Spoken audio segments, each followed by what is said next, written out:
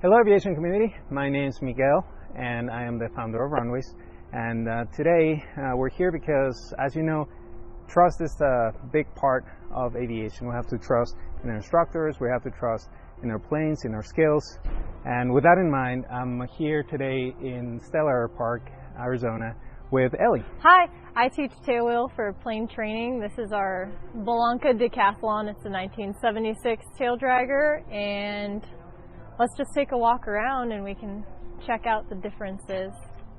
So, as you can see, it doesn't have a nose wheel like most training aircraft that a lot of people learn in. So typically after people get their private or even their commercial or any time during their flight training, they might want to pursue getting a tailwheel endorsement.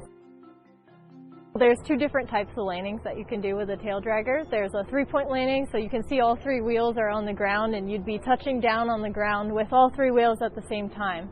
And then there's also something called a wheel landing, where you just touch down on the main gear first and you keep the tail wheel off the ground and you're keeping it straight as you land.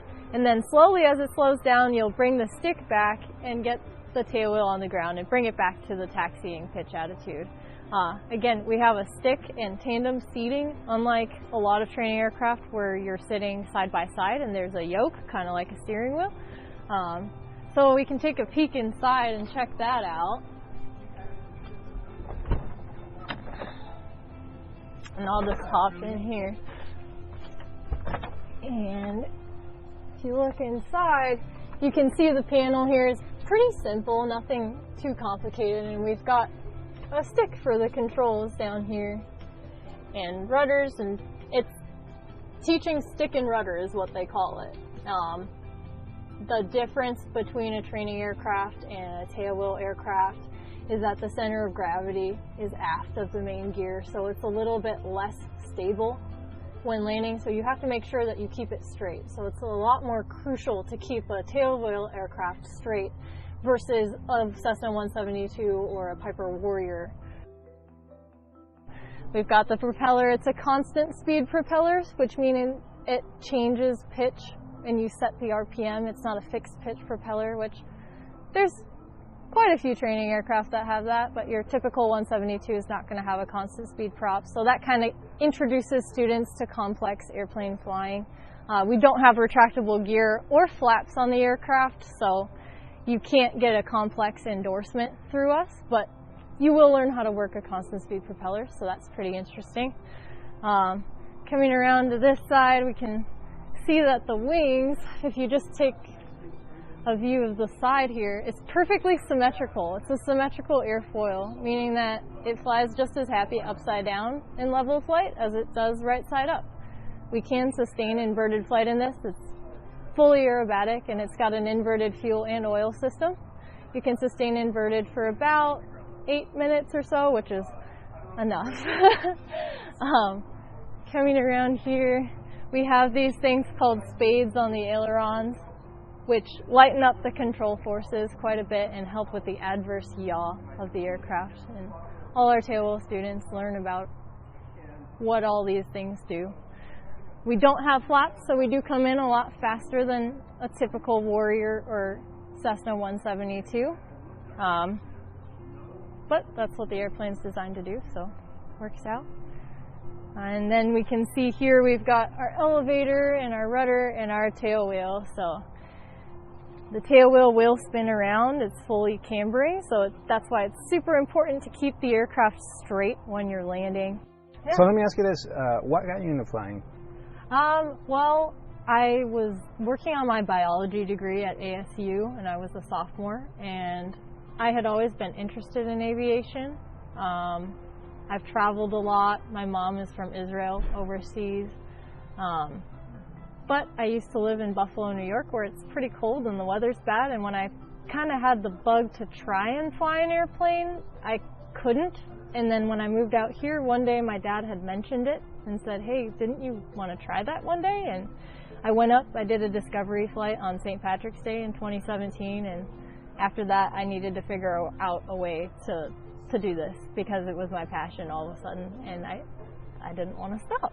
And flight training is really expensive, so figuring out different ways and different ways to motivate myself to study, to do it in a cost-effective way was really important to me. I have no one in my family involved in aviation at all.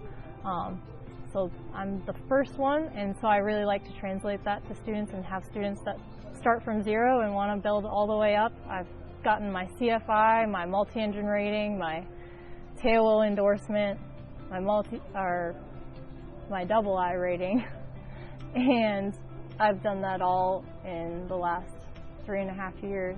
So I also tow gliders with a tailwheel airplane down at Estrella Sailport. So I've gotten a lot of experience just through this adventure, and it's been a great time. I really love flying, and I want to translate that to any of my students. Do your family and friends love jumping in the plane with you? Do you have friends that, I don't know about flying? My dad's a little bit hesitant. My mom's coming to visit from Israel soon, so I'll get to take her up. I have taken her up in Tel Aviv, so that was a pretty cool experience to get to do that. I had to go with an instructor, obviously, but that was pretty fun. So yeah, it's really neat to be able to take up my friends and family and get them in the air. Some of them don't really like doing spins or rolls like I do, but it's a good time. So you mentioned, I think that one thing is true. It is a little bit difficult sometimes to find a good instructor or find a good plane. And I shared that with you in common. I actually went through 4 or 5 different instructors before I could get my wings. And I actually didn't get the full experience. I didn't get my shirt cut up, actually. It was just like, okay, you got it. Right. So, anywho, have you found Runways app useful? In what way have you found it useful? Yes, because I too also went through a couple different flight schools trying to figure out, if you don't come from an aviation background or you don't know about the aviation community in this area, you might not know exactly where to go for flight training or what kind of flight training you want, whether it's a Part 141 school or a Part 61 school. So what's cool about Runways app is that it lets you see who's in the area, kind of bringing the community together online and figuring out where I can rent an aircraft from. So maybe you're going to a 141 school and they don't let you rent out the aircraft. Well, you could come somewhere like plane training or a different flight school where we have 2 Warriors on, as well as the decathlon, where you can rent it and go take a cross country and fly at your will. As long as you do a checkout with us and you're good to go, you can take that. Whereas at a different flight school, you might not be able to do that. You might not even know plane training exists. So, Runways app is a way for us to get our name out there as well. So now that you've got to know Ellie and the decathlon, you can look her up on the Runways app for any aircraft instruction.